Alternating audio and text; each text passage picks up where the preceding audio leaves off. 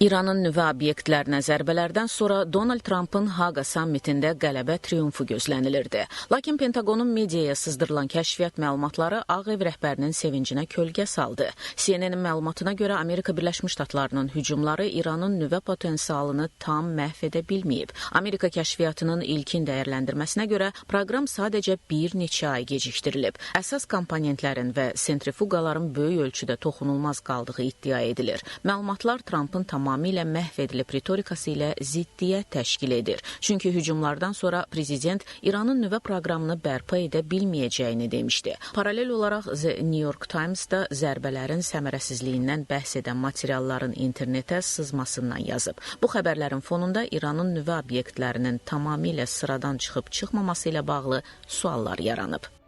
Materiallar və avadanlıqlar salamat qala bilər, lakin sentrifuqalar zədələnmiş ola bilər. Çünki hücumlar əsasən səthi infrastruktura ziyan vurub və sentrifuqaları işlədən elektrik enerjisi kəsilib. Yəni, müəyyən dərəcədə ziyan var. Bu səbəbdən proqramın bəzi hissələrinin bərpasına ehtiyac duyulur. Lakin əsas elementlərin hələ də yerində olması ehtimalı var. Dəqiq proqnoz vermək çətindir. Lakin bəzi digər ekspertlərin fikrincə də İran 6-7 ay və ya 1 ildən də az müddətdə hücumlardan əvvəlki vəziyyətinə qayıda bilər.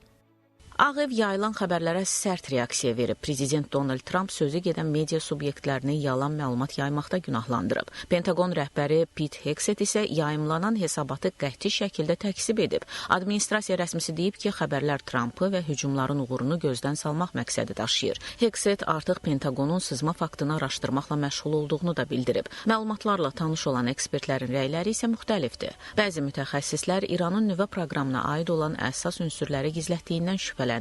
Çünki Vaşinqtonun bunker bombalarından istifadə etməsi Tehranı təhlükəsizlik barədə daha tədbirli olmağa vadar edib. Digər məsələ isə zərbələrdən bir neçə gün öncə çəkilmiş peyk görüntüləridir. Birləşmiş Ştatların kosmik texnologiyalar şirkəti Maxar Technologies iyunun 19-undan başlayaraq Fordo ərazisinin peyk fotolarını qeydə alıb. Burada görünən yük maşınları və buldozerlər saflaşdırılan uran ehtiyatının köçürülməsi ilə bağlı fərziyyələri gücləndirib. Şərhlərə görə İran saflaşdırma prosesində istifadə olunan sentrifuqaları da köçürə bilərdi. Lakin bu avadanlıq həssas olduğundan onu daşımaq daha çətin olur.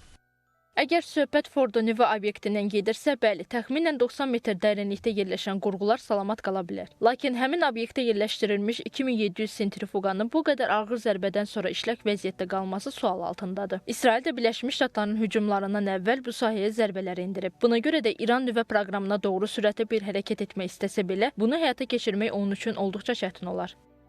Qeyd edək ki, Tehran hücumlardan əvvəl uran ehtiyatını nüvə obyektlərindən təxliyə etdiyini bildirib. Trump isə son açıqlamasında İrana yeni zərbə ehtimalından danışıb. O, ölkənin nüvə proqramını bərpa edəcəyi təqdirdə bunun mümkün olduğunu deyib.